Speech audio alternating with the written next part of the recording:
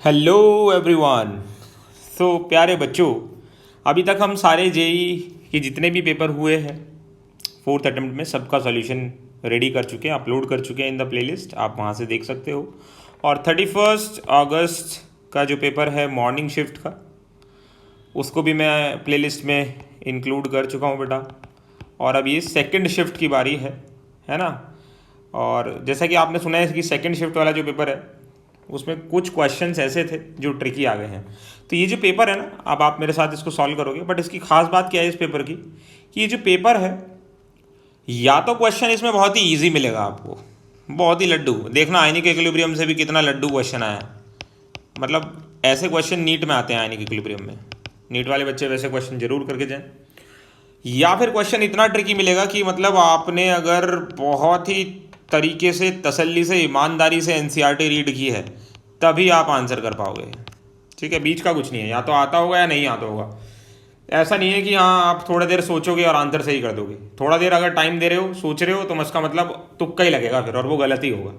ठीक है, चलो मैं दिखाता हूँ मैं क्या बोलने की कोशिश कर रहा हूँ। सबसे पहला question, total number of main impurities in the electrolysis of blister copper. अब बच्चे को ये याद होगा ब्लिस्टर कॉपर क्या होता है ना, मेटलर्जी से क्वेश्चन आया है। But total number of impurities कौन याद रखता है भाई?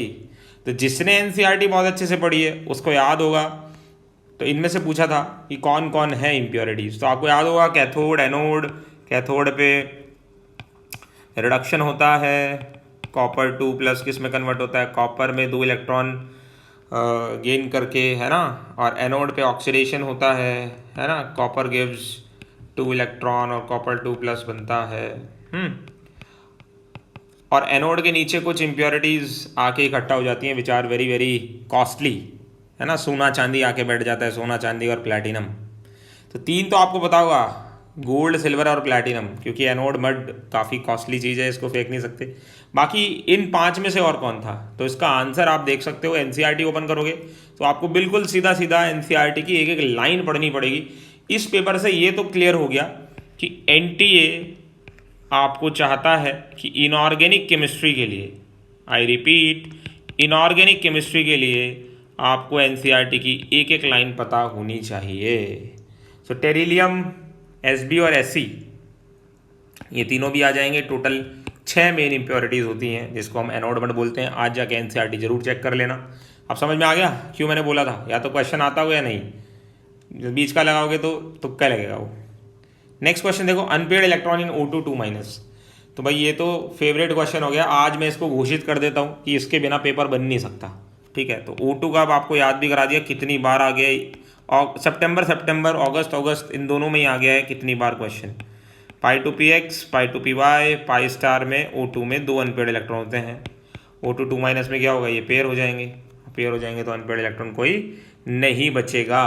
तो फ्री फोकट के 4 नंबर, एंड इसमें हार्डली आपको 20 सेकेंड लगनी चाहिए। इससे ज़्यादा टाइम ले रहे हो तो फिर आप टाइम से भी हार रहे हो।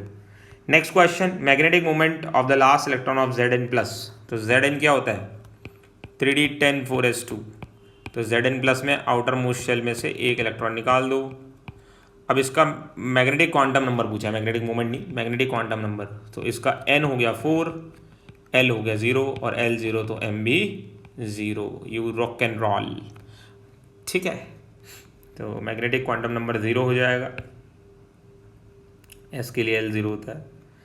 मैग्नेटिक मोमेंट इसमें पूछा है, तो मैग्नेटिक मोमेंट निकालना है तो x + 4 × 0, और ऑक्जिलेट क्या होता है, C2O4 2- होता है। सो +2, मतलब -2 × 1 = +1। +1 चार्ज है, सो x = 3 आ गया। आयरन होता है 3d6 4s2, सो +3 में कितना हो जाएगा, 3d5। चंगू बच्चे जो कम पढ़ाई करते हैं या जिन्होंने सही से नहीं देखा होगा क्वेश्चन, 5 आंसर लगा के आ गए, मतलब 5.89 आंसर लगा के गलत। ये CO जो है एक स्ट्रॉन्ग फील्ड लिगेंड है, और इन 5 इलेक्ट्रॉन को क्या करा देगा ये, हाँ मैं सुन सकता हूँ, पेयर करा देगा। तो अनपेड इलेक्ट्रॉन कितना बचा बेटा, 1। तो मैग्नेटिक मोमेंट कितना हो जाएगा, 1 × 1 + 2 √3 बोले तो 1.732 BM। Bohr's magnetron will be the correct answer. तो कुछ ऐसे शानदार क्वेश्चन भी यहाँ पर आपको देखने को मिल सकते हैं। बहुत ही लड्डू क्वेश्चन था वैसे से। Electronic configuration of EU+2। देखिए, अगर आप नीट के एस्पिरेंट हैं या आपका भी जेई का एग्ज़ाम है या आने में आपको जेई एडवांस देना है, कुछ भी करना है, आप लेंथेनाइड और एक्टेनाइड की मेरी ट्रिक्स जाके रिवाइज कर लो 3-4 बार। शायद ही इस बार कोई ऐसा क्वेश्चन, कोई ऐसा अटेम्प्ट है जिसमें ये क्वेश्चन नहीं आया है। मैंने बताया था लालू, शीला, प्रमोद एंड पम्मी सम्मी यूं गुदगुदाई। 1 3 4 5 6 7 7, तो कितने 7 इलेक्ट्रॉन्स आ गए। तो EU हो जाएगा हमारा Xg54 4f 7 6s2।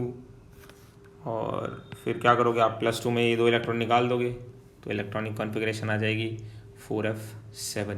EU इसलिए भी इम्पॉर्टेंट है क्योंकि जब आप लेफ़्ट से राइट जाते हो साइज़ डिक्रीज होता रहता है और EU का साइज़ सबसे मैक्सिमम होता है 199 पिकोमीटर। ठीक है, तो इसलिए भी आप EU को याद रखो। जेई मेंस में पहले आ चुका है ये क्वेश्चन। ये रहा भाई लड्डू क्वेश्चन आयनिक इक्विलिब्रियम से। 1 मोलर HCl है 50 ml, मिलीमोल कितने आ गए 50 × 1 50 मिलीमोल। और NaOH है, स्ट्रॉन्ग एसिड स्ट्रॉन्ग बेस है, रिएक्शन करने से कोई नहीं रोक सकता। 30 × 1 30 मिलीमोल आ गए। 1 मिलीमोल से 1 मिलीमोल रिएक्ट करेगा, 30 से 30 रिएक्ट करेंगे तो 20 मिलीमोल बच जाएंगे किसके, एसिड के।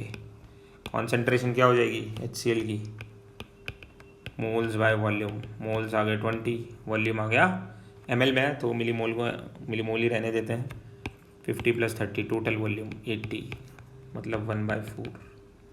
बस, तो pH कितना हो जाएगा, pH हो जाएगा -log 1/4। और अगर प्लस लिखोगे तो log 4 हो जाएगा, रेसिप्रोकल हो गया, मतलब log 2⁻²। log 2 होता है 0.3010 × 2, तो 0.6020 will be the answer. Calculation भी इजी, रॉक एंड रोल। आगे चलते हैं, देख सकते हो आप। नेक्स्ट क्वेश्चन है, इनमें से कौन पॉलीएस्टर नहीं है, नॉट पॉलीएस्टर, मतलब उसमें एस्टर का आपको बॉन्ड नहीं दिखना चाहिए। तो भाई मैं बोल रहा हूँ पॉलीमर तो ऐसा है, ये क्वेश्चन पॉलीमर सॉल्यूशन है ना, MOT, इनको तो अच्छे से करके ही जाना चाहिए पेपर में। ठीक है, अब इतने सारे शिफ्ट हो चुकी हैं, इनसे आपको सीखना चाहिए कि ये तो करना ही करना है। तो चाहे डेक्रोन हो, चाहे टेरिलीन हो, चाहे ग्लिप्टल हो, चाहे PHBB हो, तीनों के अंदर ही आपको पॉलीएस्टर दिख जाता है। नोवलैक में कोई पॉलीएस्टर नहीं होता, दूर दूर तक कोई पॉलीएस्टर यहाँ नहीं होता है। याद है, ऐसे रिंग जुड़ती चली जाती हैं। अभी मैं नीचे दिखा देता हूँ आपको, अभी इसका स्ट्रक्चर देख लेना बेटा। और मैं बहुत ही जल्दी, कुछ बच्चों ने डिमांड की है, बहुत ही जल्दी पॉलीमर की सीरीज़ भी लेके आऊँगा। अभी पहले तो हाइड्रोजन की सीरीज़ लेके आऊँगा क्योंकि हाइड्रोजन के लिए काफ़ी बच्चों ने बोल रखा है, जैसे ये जेईई मेंस के पेपर से टाइम मिलेगा। और उसके बाद पॉलीमर्स सेकंड नंबर पे मैं पॉलीमर पे भी बहुत जल्दी पूरी सीरीज़ लेके आऊँगा 11th और 12th दोनों बच्चों के लिए। Very basic. Not a fibrous protein, इनमें से कौन फाइब्रस प्रोटीन नहीं है भाई। NCERT अगर रीड की है तो एक ही एग्जाम्पल दिया है ग्लोबुलर का, जो सीधा सीधा लिखा है, albumin. So albumin is a globular protein.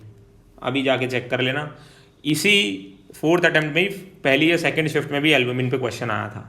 ठीक है, तो अगेन क्वेश्चन आ गया बायोमॉलिक्यूल से। इनकरेक्ट अबाउट हाइड्रोजन, इसमें बिल्कुल NCERT का एक पैराग्राफ उठाया उन्होंने, अभी जब मैं हाइड्रोजन पढ़ाऊँगा तब देखना, और उसी से चारों पॉइंट बना दिए कि भाई जिंक में HCl डालें, NaOH डालें तो हाइड्रोजन निकलेगी क्या, ऑब्वियसली निकलेगी। क्या हाइड्रोजन जो सिंगल बॉन्ड होता है उसकी बॉन्ड डिफ्यूजन एनर्जी सबसे ज़्यादा होती है, सबसे ज़्यादा होती है, सही बात है।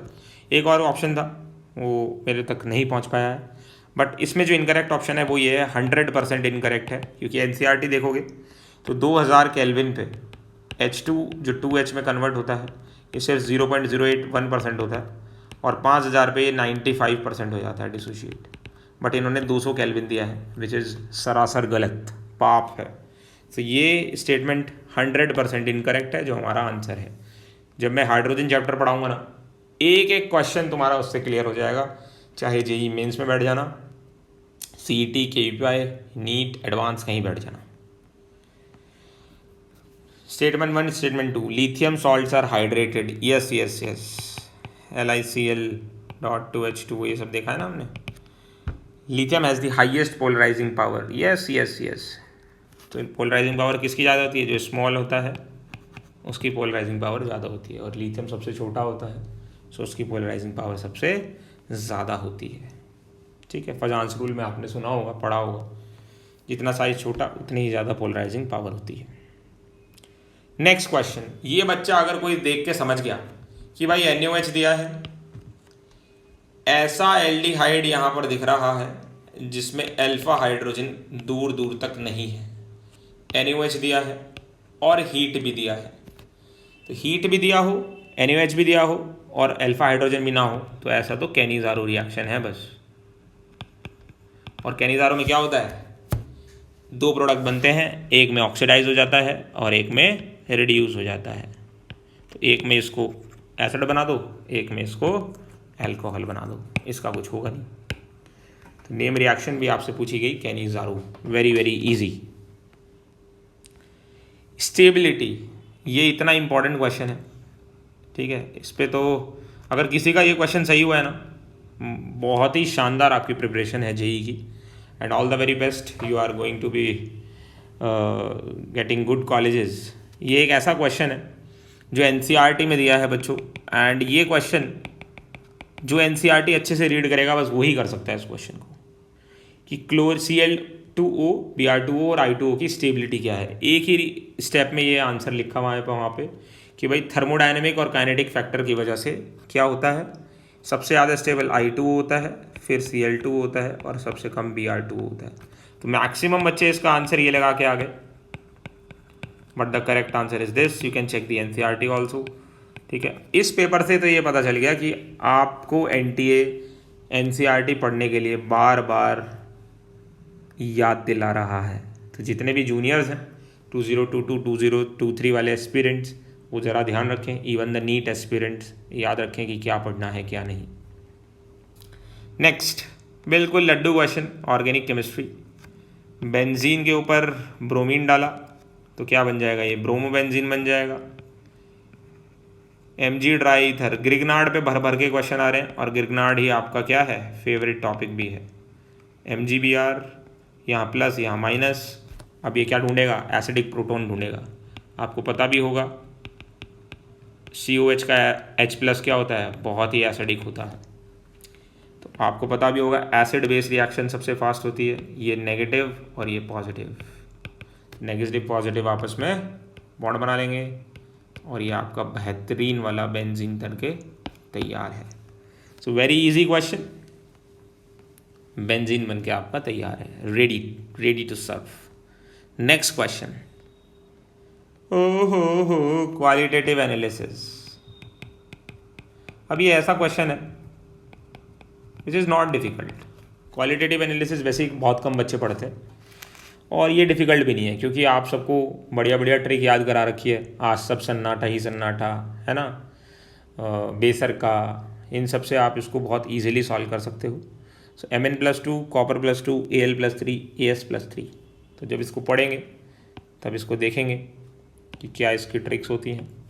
वेरी इजी, मतलब बिल्कुल सीधा लड्डू क्वेश्चन है ये, कोई क्वालिटेटिव का ये टफ क्वेश्चन नहीं है। जिसने 2 लेक्चर भी किए होंगे कैटायन एनालिसिस के, उसने ये बढ़िया से पढ़ा होगा। आगे चलते हैं बच्चों, ये आ गया सॉलिड स्टेट का टिपिकल क्वेश्चन। सॉलिड स्टेट का typical question was easy, but the problem was कि लास्ट में उसने एम्पेरिकल फार्मूला मॉलिकुलर फार्मूला में घुमा दिया बच्चों को। उसने क्या बोला कि एनायन और कैटायन है जो CCP लैटिस बनाते हैं, कैटायन ऑक्टाहेड्रल वर्ल्ड में है और एम्पेरिकल फार्मूला ये है। तो बहुत ही ईजी हो गया क्वेश्चन, ठीक है। कैटायन ऑक्टाहेड्रल वर्ल्ड में है तो यहाँ से आप Z निकाल सकते हो, 12 × 1/4 है ना, मैं नीचे निकाला भी है, 4 आएगा। 12 × 1/4 edge centre and body centre 1 × 1, 4 आ गया। और जो एनायंस हैं वो हमारे FCC बोले तो CCP में ऑक्यूपाई कर रहे हैं, 6 × 1/2 प्लस कॉर्नर्स, ये भी 4 आ गया। अब यहाँ से जो फॉर्मूला बना वो बना A4B4, बट बच्चों ये मॉलिक्यूलर फार्मूला टाइप है, अपने को एम्पेरिकल फार्मूला पूछा है तो एम्पेरिकल फार्मूला इसका कुछ हो जाएगा, 4 कॉमन ले लिया, ये जो AB बचा this is the empirical formula. Class 8 से पढ़ते हो आप, 10th में भी मैंने और 11th में भी मैंने खूब ज़्यादा पढ़ाया आपको एम्पेरिकल और मॉलिक्यूलर फार्मूला। सो यहाँ पर x लिखा है तो x की वैल्यू आ जाएगी 1। सो आज 2 क्वेश्चन का आंसर 1 था। ठीक है, next, number of S double bond O bonds in peroxo disulphuric acid, sulphurous and pyrosulphuric acid. Again ये तो आपको पी ब्लॉक में याद करना ही करना है, इसमें कोई ऑप्शन है ही नहीं। peroxo डाइसल्फ्यूरिक एसिड, ध्यान से देखो H2SO8 मार्शल एसिड है ना, तो 1 2 3 4, इसमें 4 है। सल्फ्यूरस एसिड, इसमें आपको एक ही देखने को मिलेगा H2SO3, और पायरोसल्फ्यूरिक एसिड ओलियम H2S2O7, यहाँ पर अगेन 4। तो अगर इंडिविजुअल पूछा तो 414 आंसर हो जाएगा, और अगर टोटल पूछा तो 9 आंसर हो जाएगा। नेक्स्ट क्वेश्चन, इनमें से कौन डिस्प्रपोर्शनेशन शो कर सकता है? तो डिस्प्रपोर्शनेशन वो शो कर सकता है जो अपने ग्रुप की ना तो लोएस्ट ऑक्सीडेशन स्टेट में हो ना हाईएस्ट में हो, बीच में हो। जैसे Mn यहाँ +7 में है और ये +7 के बाद कोई और ऑक्सीडेशन स्टेट नहीं शो कर सकता, क्रोमियम +6 के बाद और कोई शो नहीं कर सकता। बस इसमें इतना ध्यान रखना था आपको, सब कर दोगे आप, क्लोरीन कर दोगे, Mn कर दोगे, फ्लोरीन पे आके बच्चा अटक जाएगा। तो बच्चा जो 4 लगाएगा गलत हो जाएगा, जो 3 लगाएगा वो सही हो जाएगा, क्योंकि फ्लोरीन जो है मोस्ट इलेक्ट्रोनेगेटिव एलिमेंट है पीरियोडिक टेबल का। तो ये भाई साहब -1 ही ऑक्सीडेशन स्टेट शो करते हैं, ये प्लस ऑक्सीडेशन स्टेट शो नहीं करते हैं। तो फ्लोरीन वाला अगर आपने बिना सोचे समझे लगा दिया तो आपका आंसर गलत हो जाएगा, तो इसका आंसर 3 होगा, आप देख सकते हो। ठीक है, तो बहुत मज़ेदार कुछ चीज़ें ट्रिकी डाल रखी हैं। देखो सॉलिड स्टेट में डाल दिया एम्पेरिकल फार्मूला, यहाँ डाल दिया फ्लोरीन, तो क्वेश्चन को ट्रिकी बनाने की कोशिश की गई है। यहाँ देखो नेगेटिव चार्ज का पंगा क्या है, तो आपको पता है कि ΔG = ΔH - T ΔS होता है, और ΔG = ΔG0 - RT ln K होता है। एट इक्विलिब्रियम ये 0 हो जाता है, तो ΔG0 हो जाता है हमारा, इसको इधर ले जाएंगे तो प्लस में आ जाएगा ये देखिए, ये देखो बेटा। सो यहाँ से ΔG = ΔG0 + RT ln K, ठीक है, ये यहाँ पे इक्विलिब्रियम पे 0 हो गया, इसको इधर लाए हम तो क्या हो गया, ΔG0 = -RT ln K। अब यहाँ से क्या बोल रहा है, K की वैल्यू पूछ रहा है, तो K की वैल्यू क्या हो जाएगी, e⁻ -ΔG/RT, तो पहला बिल्कुल सही है। थर्ड देखोगे ΔG = ΔH - T ΔS, constant temperature बोला है तो ΔH 0 हो गया, है ना। सो ΔG = -T ΔS, तो ΔG/ΔS = -T। यहाँ गड़बड़ हो गई, यहाँ नेगेटिव आना चाहिए था, आप देख सकते हो। सो ये इक्वेशन अभी ऊपर निकाली थी, थोड़ा सा रीअरेंजमेंट किया, RT को नीचे ले आए और ΔG को हमने ΔH - T ΔS रख दिया, तो यहाँ पर नेगेटिव होना चाहिए था, उसने नेगेटिव नहीं दिया है, तो बस ये इनकरेक्ट हो गया। तो बहुत छोटी छोटी चीज़ों पे ये ध्यान रखवा रहा है, क्योंकि बच्चा बेसिक्स में ही गलती करता है, तो बहुत फोकस्ड होकर आपको पढ़ाई करनी है। Questions are always very easy, बस इन्हीं को बोलते हैं सिली मिस्टेक्स। तो आपको ऐसा फील करा रहे हैं कि क्वेश्चन बाहर से भी नहीं आए और आपसे हुए भी नहीं साइंटे कुछ गड़बड़ करने की कोशिश कर रहा है, तो आप बहुत फोकस्ड होके आंसर्स और कूल माइंड से करोगे तो बहुत अच्छा स्कोर करोगे। अगेन लड्डू क्वेश्चन, और बेटा पिछले 4 पेपर जो मैंने सॉल्व किए हैं अभी तक, मेरे को तो याद हो गया, क्लास 11th के स्टूडेंट्स को भी याद हो गया होगा, हर एक पेपर में उसने ये क्वेश्चन पूछा ही पूछा है, हर बार ये बनवाता है। तो देख लो, यहाँ पर NH2 है बेंजीन के ऊपर, डायरेक्ट फ्रीडेल क्राफ्ट रिएक्शन नहीं करा सकते आप, AlCl3 डालोगे तो यहाँ लोन पेयर है नेगेटिव और AlCl3 लुईस एसिड है, तो ये आपस में सॉल्ट बना लेंगे।